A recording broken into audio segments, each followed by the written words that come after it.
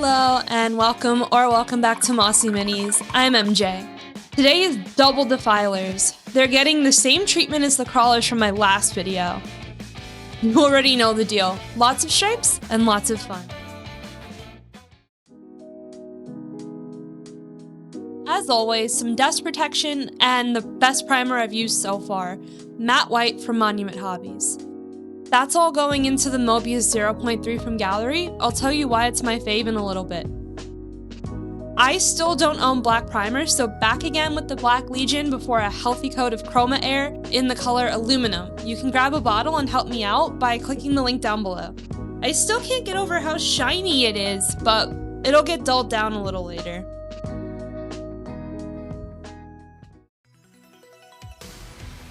A tale as old as time, some Tamiya tape, this time 3 and 4mm sizes, my pointy tool, and of course my craft knife. To start, I use the stagger method for all my stripes. This claw is getting the 4mm tape, and I'll use the 3mm on everything else.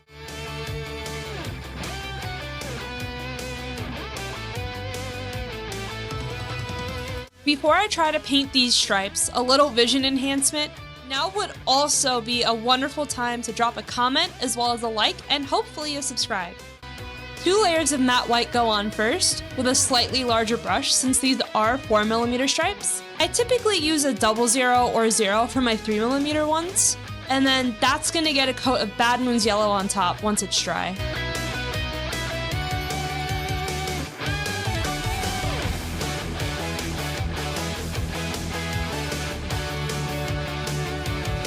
Now some matte black for the black stripes, and we're almost done.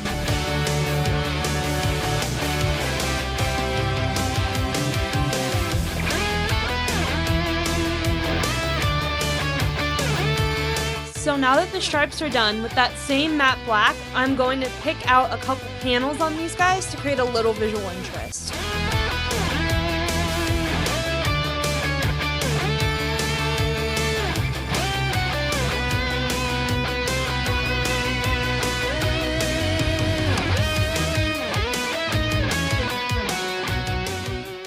I mixed up a lighter gray shade just to bring a little more highlighting so the panels don't look so flat. So let me just take a second here and show you why I love this airbrush so much. You saw me prime with it earlier, but look at how precise of a line I can get for spot details by running it at just 10 psi. Check the link down below if you want one too.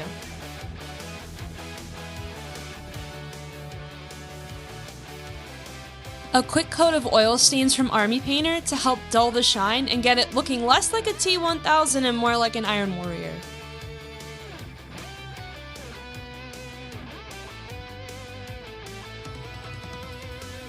And yes, I know he's missing his pipes. My husband forgot to put them in. They'll be back in later.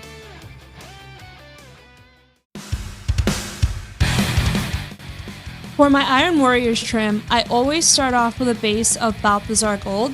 I like to use the Air formula because it's thinner, and a 00 brush.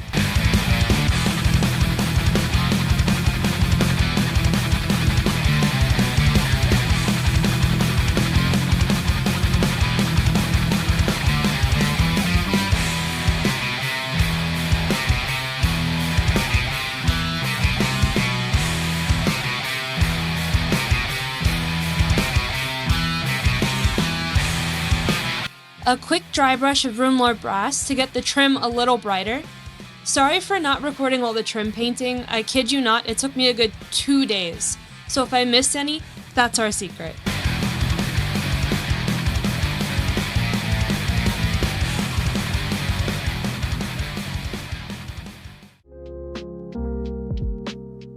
Now time for some skin. This is going to be a hybrid of my quick skin and some elements of how I paint showcase skin. These guys have so much and I have so little time as always. We're going to start with 2 coats of a light flesh tone. I'm using ones from Green Stuff World. On top of that, for some depth, I'm using a watered down to a glaze consistency coat of Bloodshade. It really helps build that muscle tone look and give you quick shading without having to do purples and blues and reds. It all has that in it already. Now a light dry brushing of the skin tone, and on top of that, a matte white. You can already see the depth forming in the skin, and we're gonna just do one more step to kind of blend everything together and we're done. I promise soon to do a full deep dive on my showcase skin, like on my Death Guard models. So for the final layer, I went heavy-handed on the blood shade and repeated those dry brushing steps one more time. Having that second layer really just helps condense everything and get you those layers of muscle tones and reds and blues.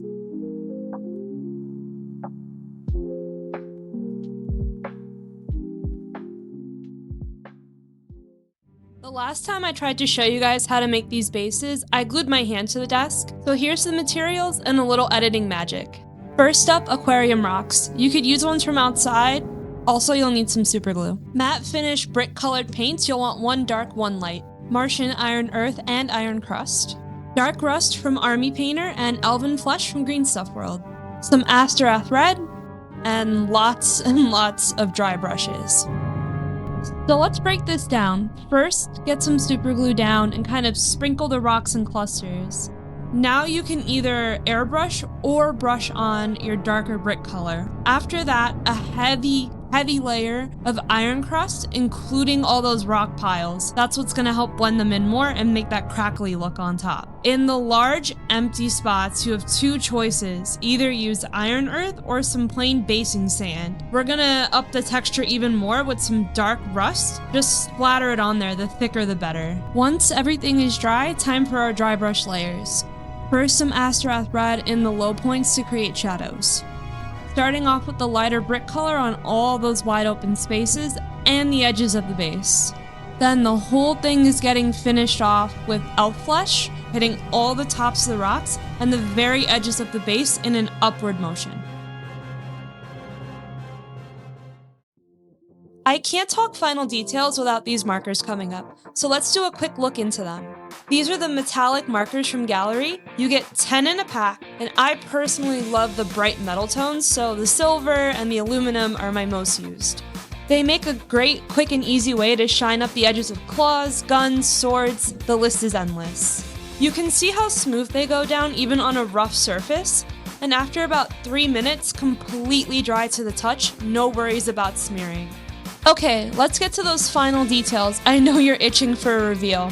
First up, Data System Glow. Necron Dry, some blood for the Blood God on those big old claws. Ball Red for all those pesky wires. Snakebite Leather for a little variation in metal tones. Of course, Nuln Oil. A little more Rune Lord and a dash of Auric Gold. And just to darken some things up, Black Legion. Combine all that with a buttload of brushes and I'll be right back with a reveal for you.